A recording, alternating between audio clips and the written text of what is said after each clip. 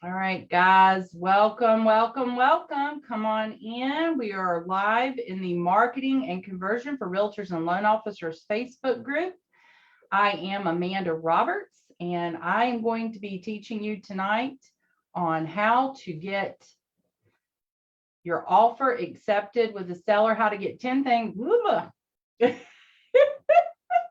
I think I know what I'm teaching on tonight, but I was trying to read something. Sorry, guys. 10 things to offer a seller to get the listing.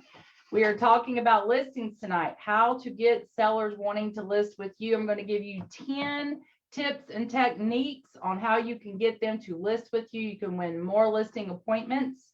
I have done different trainings on listings and working with sellers before. This is a little bit different tonight. So if you've been on one of those trainings, you are definitely going to want to sit through this one tonight because it is good. I promise to keep this short and sweet. If you are in the group and this is your first time watching a live, go ahead and let me know. First time. Also, for those of you who have been in here before, you know I like to know where you are from and how many years you've been in the business. So I'm going to go ahead and let Dwayne. Why do you keep touching that? If you click it, you can see the comments. I can't. That's going to mess me up. I got my tech guy here trying to help me see how things are going. I would prefer you go to my office and watch, please, because you're making me very, very nervous. I don't like people standing over me, guys, even though I need help with tech sometimes. Everyone who knows me, who's been on these before, you know I am not the tech person. Sometimes the mouse doesn't even work for me, but we do have Dwayne. He is my marketing guy. He is also my husband. He is my tech guy. He is my everything guy. And for those of you who are students, you know he can pretty much cover anything you need, whether it's leads, marketing, tech, he's got you. So I am going to be sharing my screen here in a few minutes. We're going to be going over the 10 things that you can do to get a seller to list with you.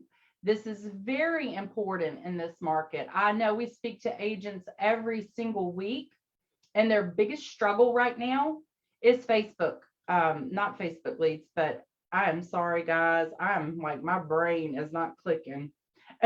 Tonight, when I get into the presentation, I promise it'll be better. Everybody's having inventory problems, right? We're having inventory problems. Everywhere you go, you've got more buyers than sellers. And I'm going to help you solve that problem. I've been an agent for over 20 years. And so I know how to get a listing. I know how to win the presentation. I know how to get my foot in the door and to get that seller wanting to list with me. And I'm going to teach you some things that I've used throughout the years. Also, some new techniques that I have picked up along the way. You know, a lot of people out there are networking, a lot of realtors nationwide. They've got some tips, tricks, and techniques, and you may not be able to just Google some of this stuff, guys. I mean, really, this is going to be some good stuff tonight that I'm going to be sharing with you. Yes, Louise said, if you have 10 tips for offers accepted, I'll take that as well. I actually did a training on this, how to get multiple offers accepted. I want to say that was 15 tips. That is also in the group. You can go back and you can watch all of the live trainings that Dwayne and I have done. All you got to do is click media at the top of the group page. It's going to be a lot easier for you to find it on your desktop than it is on your phone. But you can go back and look and see all the live trainings that we did. I believe if you right click it, or even if you click on it, it's going to tell you what the training was about in the description.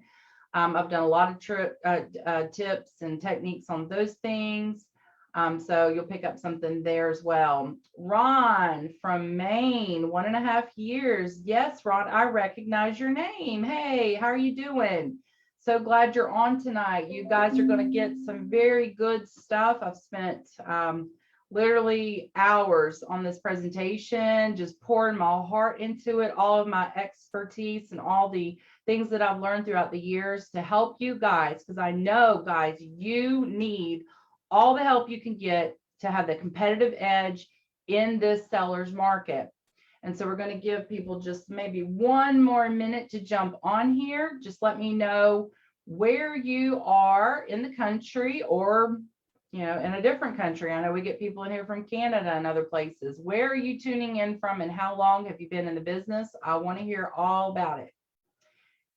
All right, and these comments are a little bit delayed, and I'm actually I'm going to try to keep up with the comments tonight. I'm probably not going to do a very good job. Again, I'm not really good at that stuff either. So, but I am good at getting listings, and I'm going to teach you exactly how to get them. Looks like someone can only listen and they can't comment. I'm not sure, but that may be a privacy issue. Dwayne, if you're watching, see if there's anything you could do to help. But it looks like other people are able to comment. Okay, so I'm going to go ahead. I don't think there's anything that I can do. I didn't turn off comments, so you guys should be able to comment. All right, I'm going to go ahead and share my screen. And let's get that PowerPoint pulled up here. All right, so you should be able to see my screen now. Does everybody see that? 10 things to offer a seller to get the listing. Dwayne, how we looking there? All right, guys, you should be able to see the screen now. I have shared that 10 things to offer a seller to get the listing. I'm actually going to put on the full slideshow for you. Now, there are only so many things that you can do. Are we good? Okay, just making sure. 10 things to offer a seller to get the listing. And you want to be competitive. And this is how you are going to be competitive with compelling offers. You need compelling offers. You can't just show up to a listing appointment and wing it. You got to realize there's going to be 2 to 3 other agents that are competing for that business, and they are going to come with their best foot forward. So you need to come with your best foot forward too. I wasn't going to go into too much of this tonight, but I will just briefly say, you can't show up to a listing appointment in t-shirt and flip-flops and expect to get that. Even though the average agent doesn't walk around in a suit and tie, and that shouldn't make a difference, you want to put your best foot forward.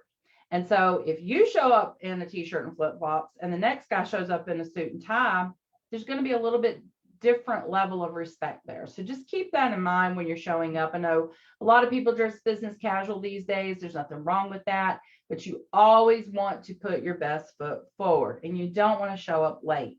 So I can tell you all of this stuff, but if you don't use common sense with some of these things, like, dressing professional, showing up on time, having your business cards, things that are pretty basic that you probably picked up from your broker or other agents in your office, then you can do all of these things and it's not going to matter because you didn't put your best foot forward. So that's just a little tip from me tonight.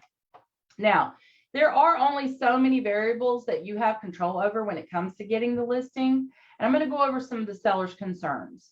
A lot of people don't want to sell the house they're in until they know where they're moving. So that's a huge seller concern. They also are concerned with how much they're netting. They want to know what their bottom line is after the closing costs, after your fees, after all, after they pay off their mortgage or anything else that's tied to the transaction. They want to know how much they're netting. That's common sense. But they're also concerned with things that you may not be thinking about, may not be front of mind, like packing and moving.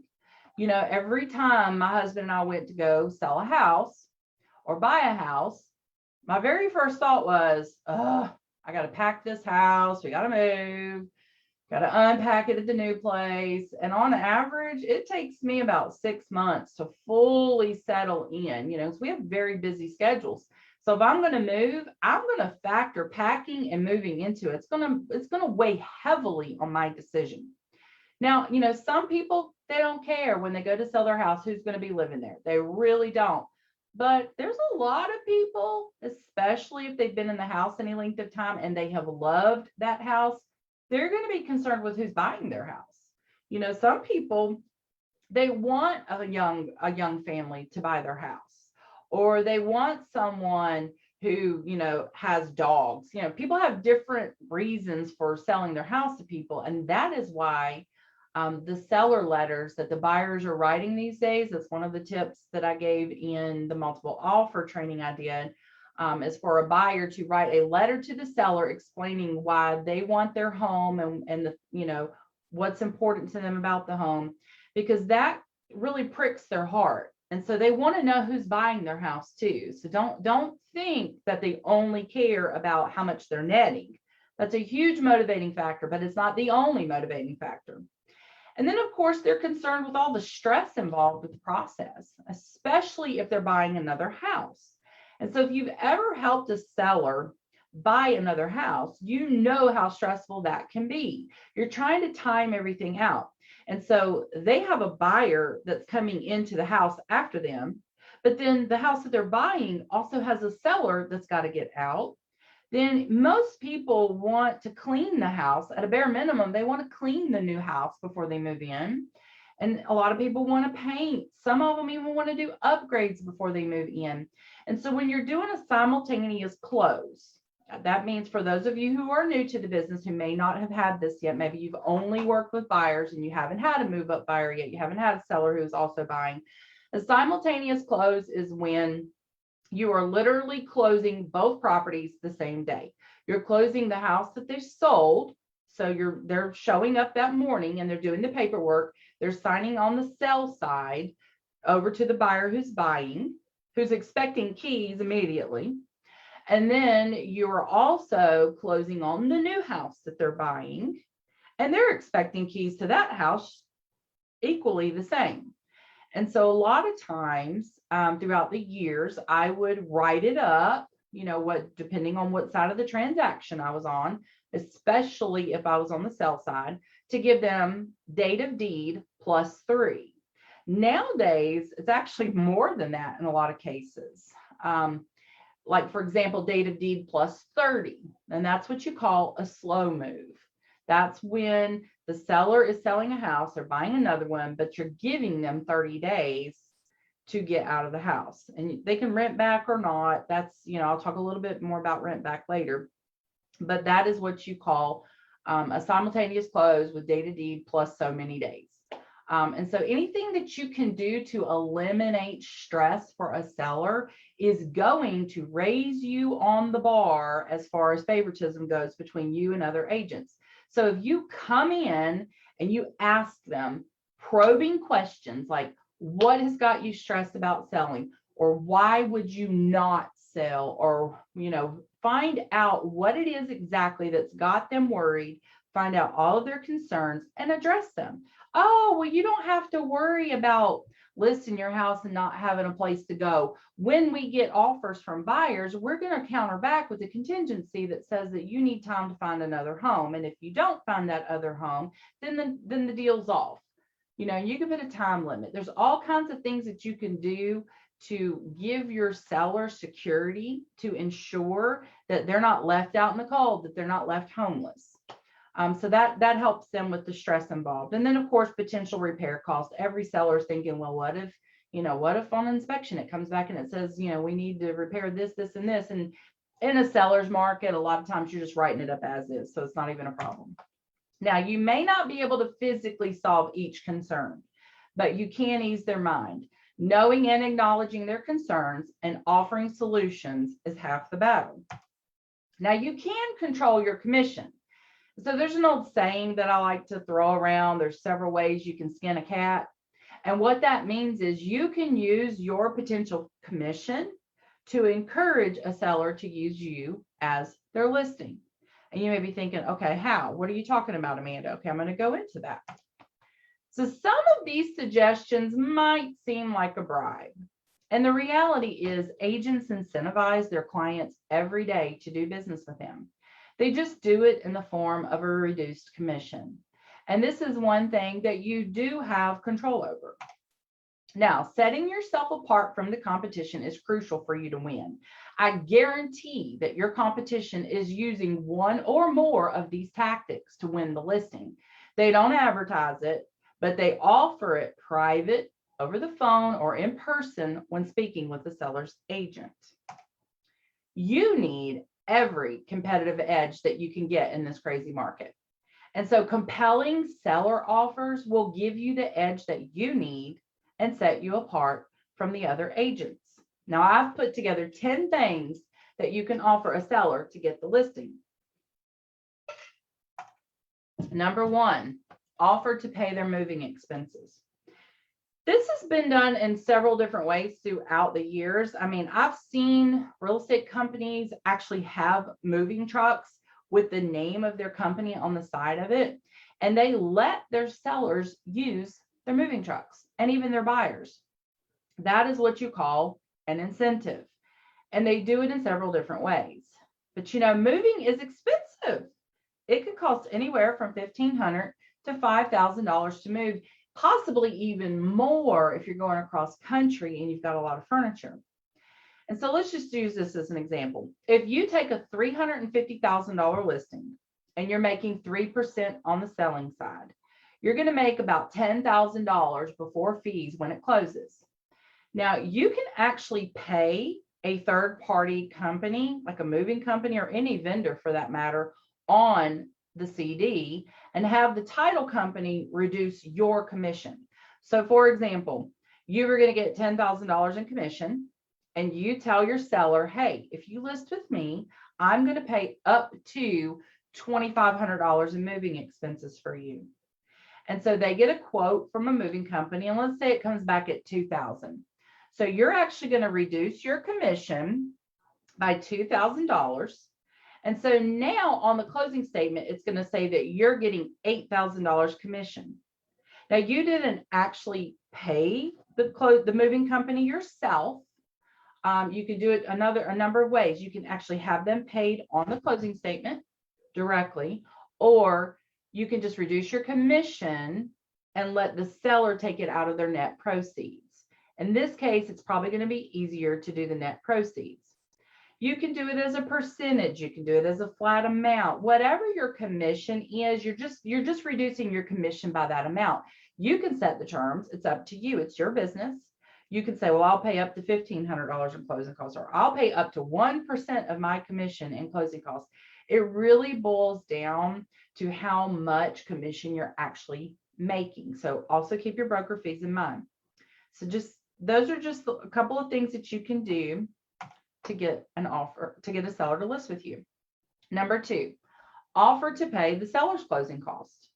Again, you're just reducing your commission. And so sellers' closing costs typically are about 1% or less, depending on your area. I know in some places like Florida, you're having to pay a higher percentage of closing costs because you have to pay for fees that are incurred with being in like a tourist area, and then you have to prove that that is your primary residence. And so, for example, when we bought our house in Florida, we had to pay an additional $3,500 on top of our normal closing costs. And then we had to prove that we were residents and not renting our property out. So I know there's states out there where the 1% is not going to always apply, but roughly speaking, it's about 1% on average across the board. And so you can offer to pay their closing costs if they list with you. Now, this is just on the sell side, not the buy side. I know the buy side is much higher. Unfortunately, you don't have enough room in your commission to offer to do that. But again, it's written up as a reduced commission. So on the contract, instead of it saying that you're getting 6% and splitting with a buyer's agent, obviously, it would say 5% at that point. And then you could choose to still give the buyer's agent 3% and take 2%, or you can split the 5% and each of you get 2.5%. You can slice that however you want.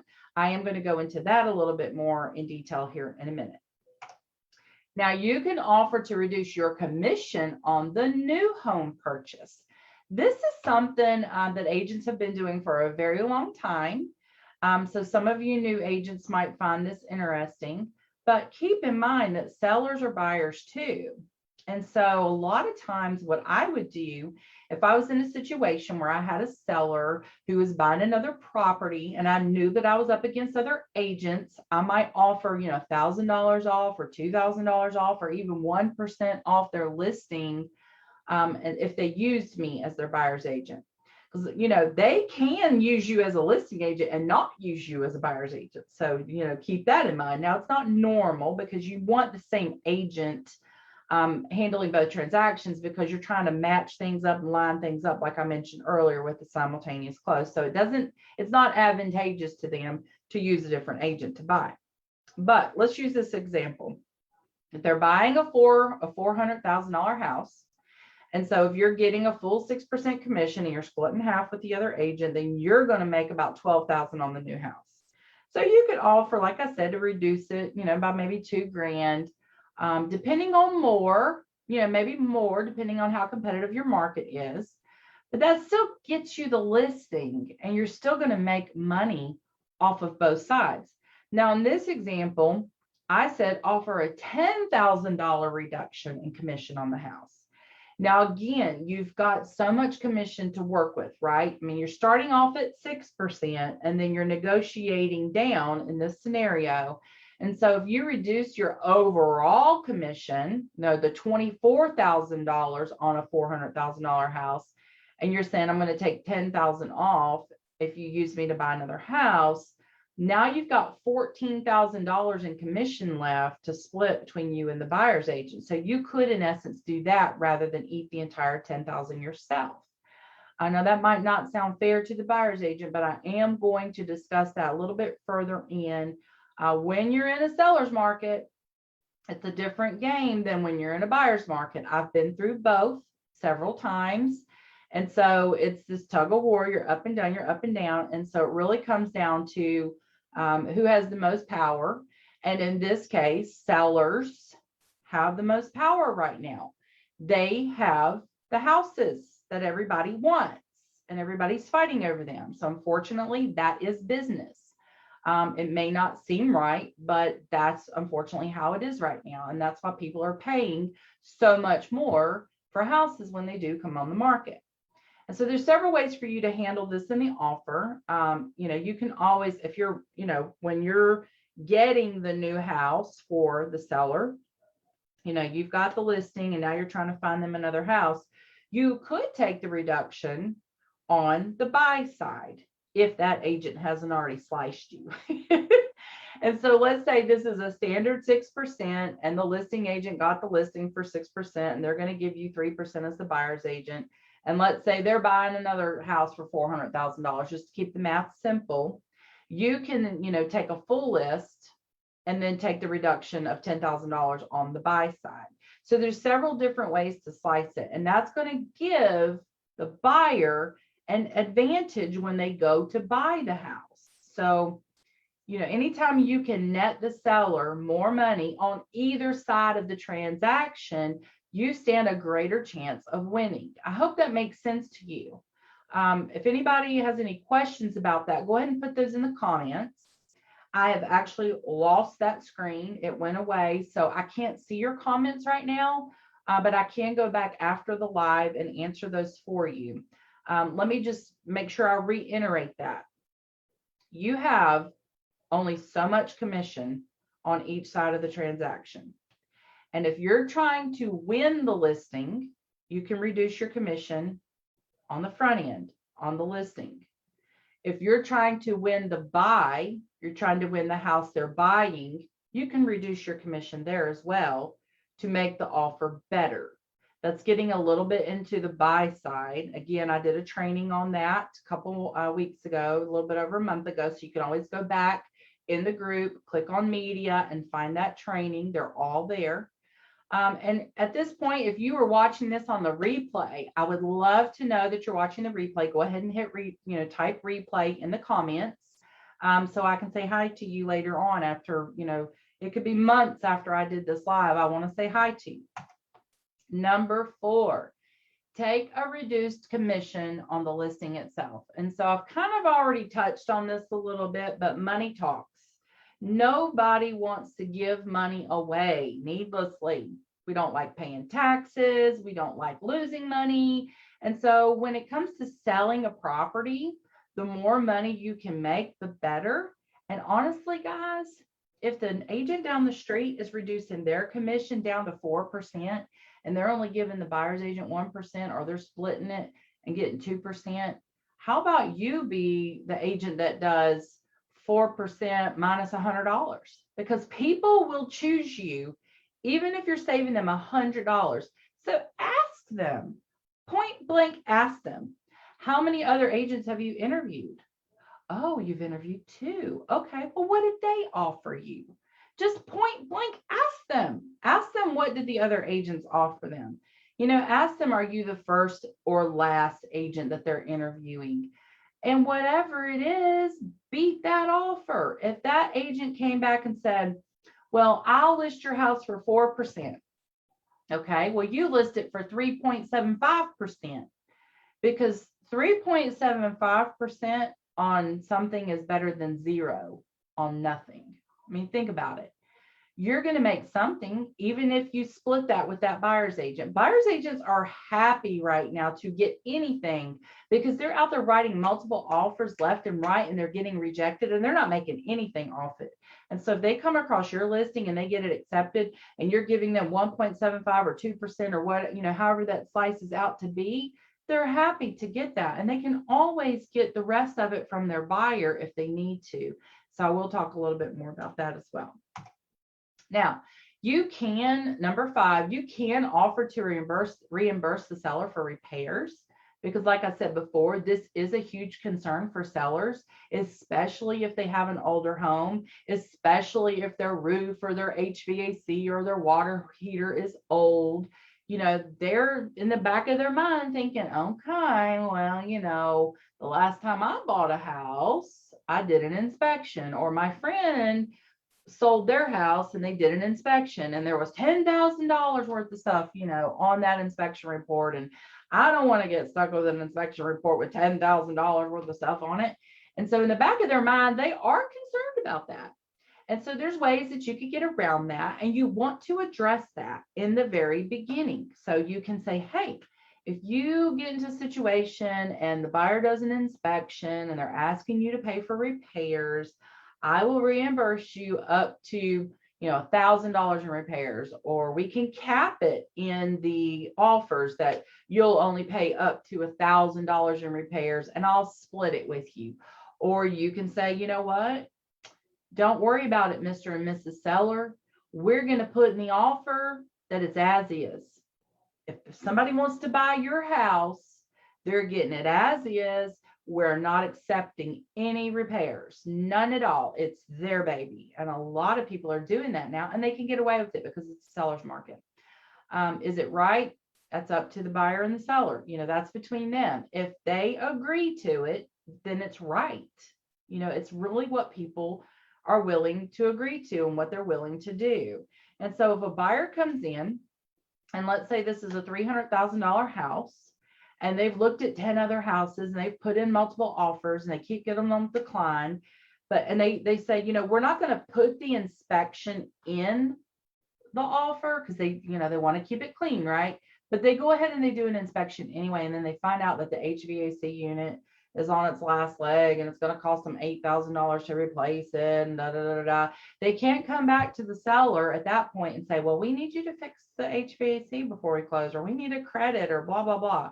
No, but people do it anyway. They still try to negotiate. They still try to after the fact because they're under contract at that point, and they try to get out some other way. If it's as is, baby, it's as is. They can't get out of it in that respect. And so that gives the seller peace of mind knowing, okay, we're going to do this as is. And it doesn't matter what comes back on the inspection. They can do an inspection all day long they want. It's not going to matter because we sold it as is. So guys, if you like what you're hearing so far and you'd like to get more information on how you can get clients through a very proven system, how you can get buyers and sellers, we're going to give you all the ad copy and all the images to attract these type of clients. We would love to show you how. It's about a 15-minute Zoom call with one of our team members. And they're just going to get a little bit of information about you and your business and see if it's a good fit. If you would like to get on one of those calls, I want you to type right now in the comments, show me, and we'll have a member of our team reach out to you and set a time up to do that.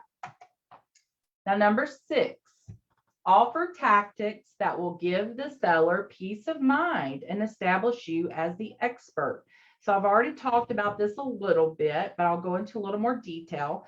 Sellers are worried about not having a place to go.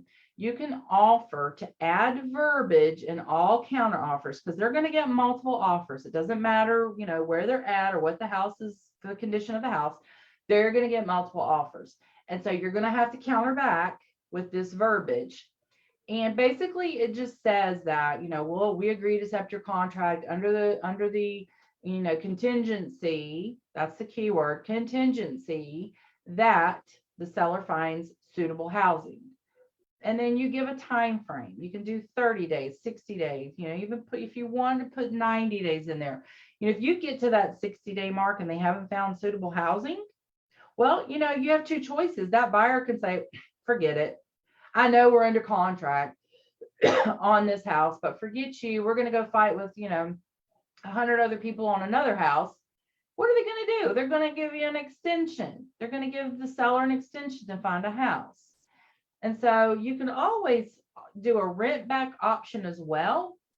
That's a little risky. Because what if they don't find something? What if you do a rent back option and let's say you're doing a rent back option for 60 days? And for those of you who do not know what rent back means, it's similar to what I said earlier, date of deed plus 30 days. And so rent back means that you go ahead and close. So let's say you write up an offer today, you're closing on June the 30th, and you want to give your seller 60 days to find another place to live and to move.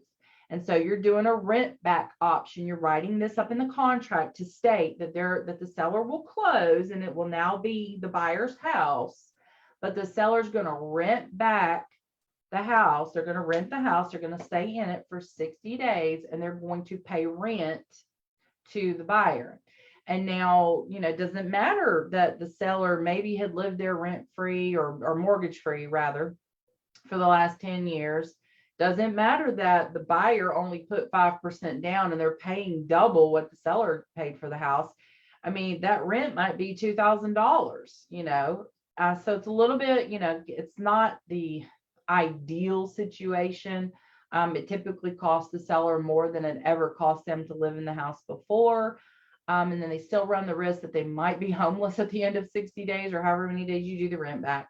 But if they have another property or maybe they're building a house, that is when this is a good scenario. And so if you would like the exact verbiage that we use for finding a home contingency, then I'd like you to type in the comments home sell, and we'll get you that exact verbiage that you can put in your contracts and your counter offers to ensure that your seller is covered in that contingency situation. Now, obviously, we're not attorneys. This is the verbiage that we've used for 20 years in our contracts. It's worked every time. We've never had an issue. But if you want to be on the safe side and make sure that you're covered, always talk to an attorney on any verbiage that you add in your contracts. We will not be held liable. If you use our verbiage and for some reason, there was a word or two that didn't quite jive with your area, please verify everything that you get from us or anybody else when it comes to verbiage with your broker and or office attorney. Usually your brokerage has an attorney. Now, if you want the exact verbiage for the rent back option, same scenario, or we're happy to share that. Just type rent back in the comments. We'll get that to you. Just please run that by your broker and or your attorney for your brokerage. And I need to get us a drink of water. Hold on tight, guys.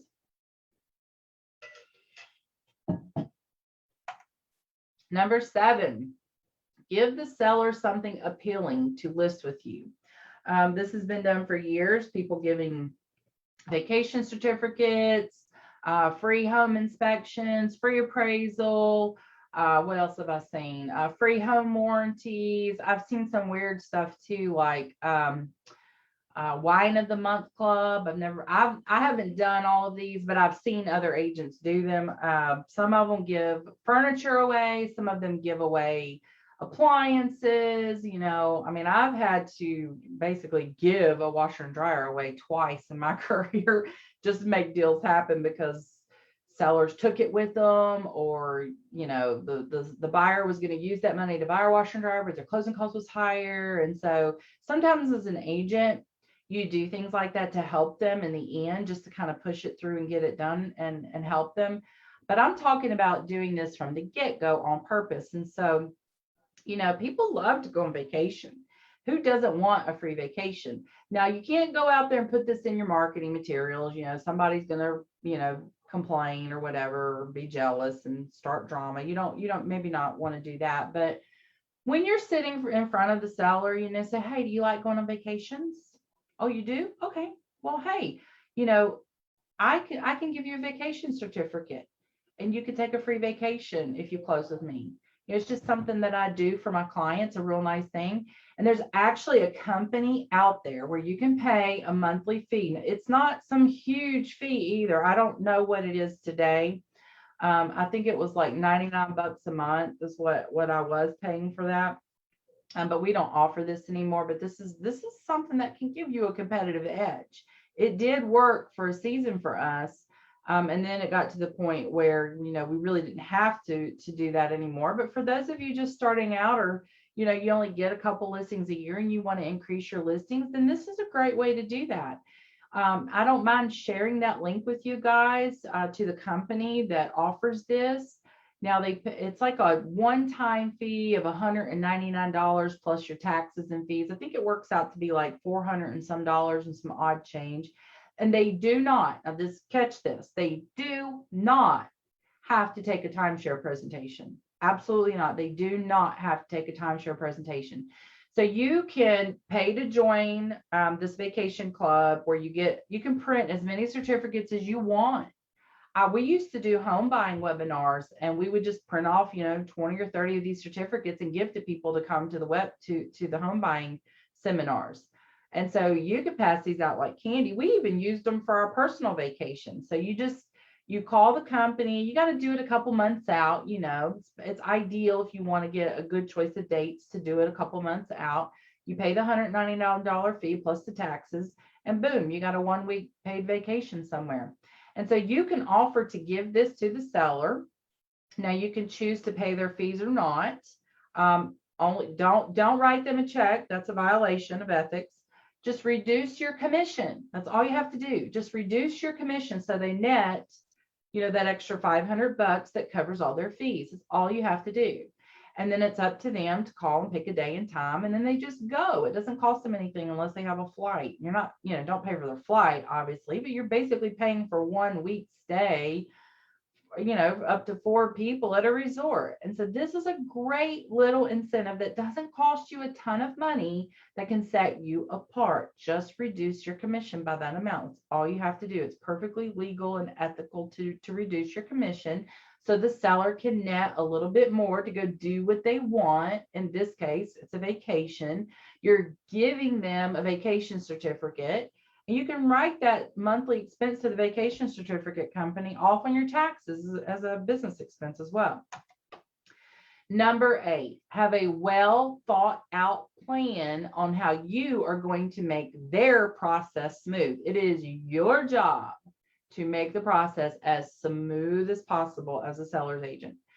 Every seller is stressed to some degree about selling their home, about packing, about moving, about doing repairs, looking at offers, getting a mortgage for their new home, moving day, closing, unpacking. Any need that you can meet or ease their mind about is going to make it less stressful for them. Prepare a well thought out presentation that covers every aspect a seller may be concerned with, and assure them that you are the best agent to help them with the process. We do offer listing presentations in our course that can be used in person or over Zoom. You simply plug in your info and the customer's info into our ready-made presentations, and you'll look like a pro every time. Number 9, open house launch.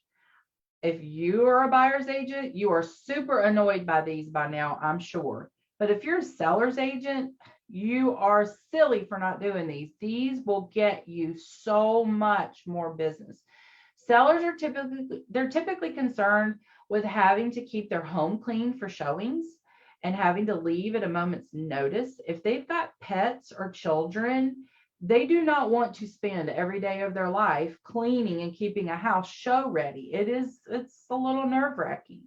And so if you use an open house launch strategy, they only have to prepare their house once and leave their home for 3 to 4 hours. That's it. And then they sit back and look at all the offers that come in. Because what happens with an open house launch is you list it on the MLS, a couple days before your open house. Some people are having them on Saturday, some are having them on Sunday, some are 1 to 4, some are 12 to 4, some are 2 to 4. Obviously, you want to leave the time frame open as much as possible. But the people that are coming to the open house are not just your standard open house people. These aren't the people that just habitually drive around on Sunday from 1 to 4 looking at houses. Every single buyer that is on automation with their agent has already seen this MLS listing. It is sat out there for 2 to 3 days on the MLS, and it's getting the traffic already. And so your offers are coming from people that you would have gotten offers from, irregardless of whether or not you did the open house. But in your verbiage, you're going to say, not accepting offers until after the open house on Sunday at 4 p.m. Now, you better be prepared to be busy from Sunday at 4 p.m. till, whenever you go to bed. You're going to get a lot of offers. And you can also put in there all offers to be received by, 9 a.m. the following day or whatever, to be presented at noon.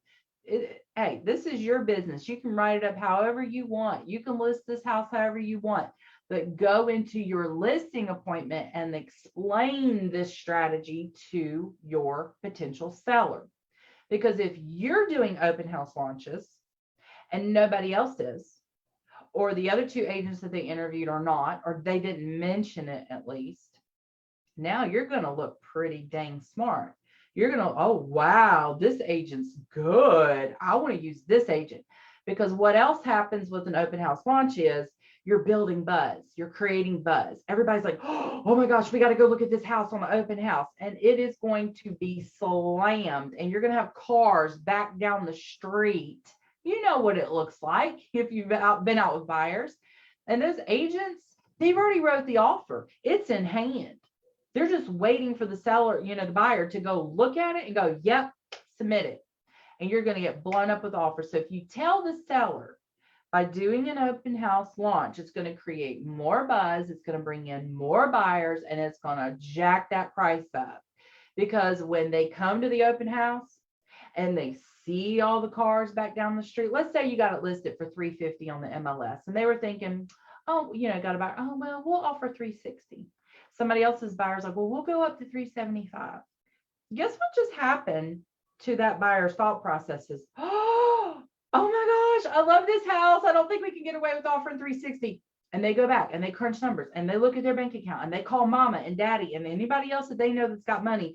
Can you let me borrow $20,000? Can we afford to do a mortgage on $380? Now all of a sudden the price went up, rather than doing standard showings where it's blocked off by 30 minutes or 1 hour. And when that buyer comes with their buyer's agent and they're the only one there, because they're blocked off from 12 to 12:30 and the next showing isn't until 1 or whatever, they don't see all of those cars. They're not in the house elbow to shoulder with these people fight. Like literally, I have seen fights in these houses, not like knockdown, drag out fights where the cops had to call, excuse me, I'm trying to look here. There's tension, right? And they want the house. And so when you're on the selling side, you want this. Obviously, when you're on the buying side, you don't want this, obviously. But hang in there, guys. It's not going to be a seller's market forever. And so it will quickly flip at some point. But I'm talking about you being a listing agent, you being on the right side of the transaction where you know that you're going to close a deal and you're going to get paid and you're going to be able to feed your family and enjoy your life. These are the things that you have to do to get the listing. And so you may be thinking at these open house launches that this agent just, they just want a higher commission, blah, blah, blah. No, they actually used it as a strategy to get the listing. And so they went into the listing appointment and pitched this strategy and set themselves apart from all the other agents. And that's why they got the listing. And now they have to do the open house launch. It's not that it's a preference of theirs. It was just a strategy that they used to get the listing. Now, number 10, combine one or more of these strategies. Truth be told, you're probably going to have to do at least 2 to get the listing. because I'm not the only agent in the world that's done some of these things. And I'm not the only broker that's teaching my agents to do this. There are tons of people out here doing these strategies and more, but these are my top 10 favorite. And so you're going to want to try to figure out your seller's personality. What are they more concerned about? Do they seem to be a number cruncher and they're trying to get as much money as they possibly can? You may need to use different strategies than the person that likes to go on vacation a lot. And so just so you know, we do include our PowerPoints from these trainings in our course for our students to go back and click through at their leisure. I do get that question a lot. We do reserve that only for our students though. One more sip of water. So if you like what you're hearing so far, and you'd like to get more information on a client acquisition system that actually gives you all the ad copy and images to attract clients like this, sellers, people who are interested in doing business with you, then type in the comments, "Show me," and a member of our team will reach out to you, find out a good day and time for you to do a little 15-minute Zoom chat with another member of our team who's actually going to ask you questions about your business, where you're at, how long have you been in business, what did you make last year, what do you want to make this year, what's holding you back, what things are you doing now to get business, what's working and what's not, and see if we're a good fit. Because our job, we feel it is our duty to help agents nationwide to share our 20+ years of industry knowledge and help agents just like you. We help hundreds of agents a year go to the next level in their business. And we would love to actually just have a little short, brief conversation with you. We're not going to try to sell you anything. It's just a 15-minute Zoom call. So if you would be interested in taking a 15-minute Zoom call with a member of our team to find out a little bit more, type "show me" in the comments. Now, before we end the training, I want to give you one more tip when it comes to working with sellers. Nesting syndrome. Have you heard of that before? Sellers, especially women, will not sell their current home until they know where they are going. If you can find their next home for them, especially off market, you will win the seller over 90% of the time. Ask questions to discover what they want and then go find it. Use creative methods if need be. We do teach many of these organic methods in our course to get these listings off market. And we're actually going to give you the exact ads and images on a silver platter. So finally, if you would like to get more information on a client acquisition system that gives you all the ad copy and all the images to attract sellers, comment "show me" in the comments. And again, a member of our team will reach out. Low pressure. We're not trying to sell you anything. It's just a conversation, a 15-minute conversation to see if we can even help you, to see if it's a good fit. We don't accept everybody into the program. But we would like to at least have a conversation with you and to see if you're a good fit. So guys, thank you for watching. I hope that you have every success imaginable and you crush your 2021 financial goals. We're here to help you. Go ahead and comment in the comments any questions that you have, and Dwayne or myself or a member of our team will actually address those. Thank you for watching, and I hope you have a very blessed day. I'm going to stop sharing my screen with you at this time and look forward to next time. Thanks, guys.